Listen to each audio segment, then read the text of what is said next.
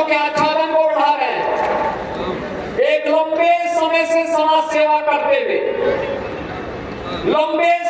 समाज सेवा करते हुए भारतीय जनता पार्टी के नीति और मूल्यों के साथ जुड़ करके जिन्होंने अपनी एक सामान्य कार्यकर्ता से अपनी जीवन यात्रा को प्रारंभ किया, ऐसे पशुधन मंत्री भी पशुधन के क्षेत्र में बता रहे थे 7,700 से अधिक निराश्रित गौ आश्रय स्थल खोल करके।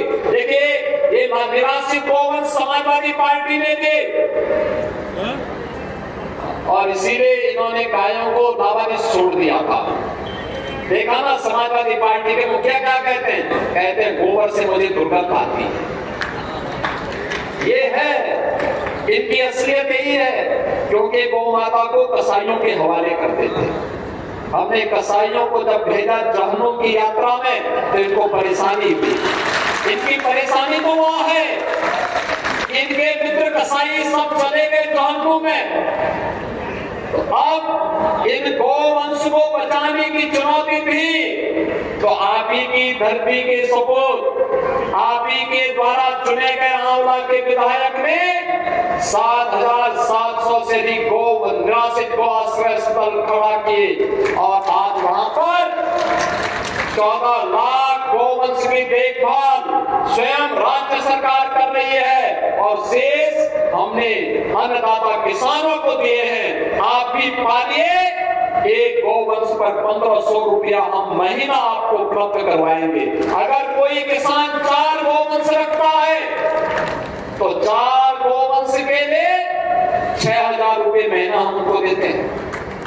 आप याद करिए, आम के आम और गुठली के भी नाम, इसी को कहते हैं। यानी गौ माता की सेवा का पुण्य भी पाओ और सरकार का अनुदान भी पाओ। और इसीलिए आज के इस अवसर पर भारत के अंदर भारत की परंपरा तो गौ और गंगा की परंपरा है।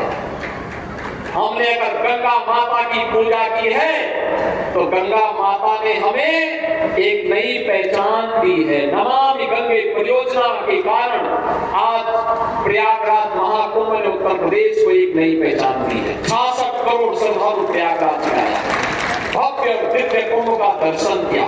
बहनों और भाइयों, ऐसे कभी नहीं हुआ पहले। नमामि गंगे परियोजना के कारण मां गंगा की आराधना, अविरल और निर्मल गंगा की परिकल्पना को प्रधानमंत्री मोदी जी ने साकार किया। आज भव्य दिव्य कुंभ बदले में हमें मिला। हम आभारी हैं प्रधानमंत्री मोदी जी के, जिनके कारण उत्तर प्रदेश को भव्य और दिव्य कुंभ करने का अवसर प्राप्त हुआ और उत्तर प्रदेश की एक नई पहचान वैश्विक स्तर पर पहुंची। तो मां गंगा की पूजा का जो पुण्य प्राप्त हुआ, वही मां गौ माता की पूजा करने से प्राप्त होगा। तो इस समाजवादी पार्टी के लोग जो गौ कसी करवाते थे, गौ तस्करों के साथ और कसाईयों के साथ जिनके संबंध थे, वे गौ माता की सेवा क्या करना चाहें? तो उनके गौ माता के गोबर में तो दुर्गंध ही नजर आएगी।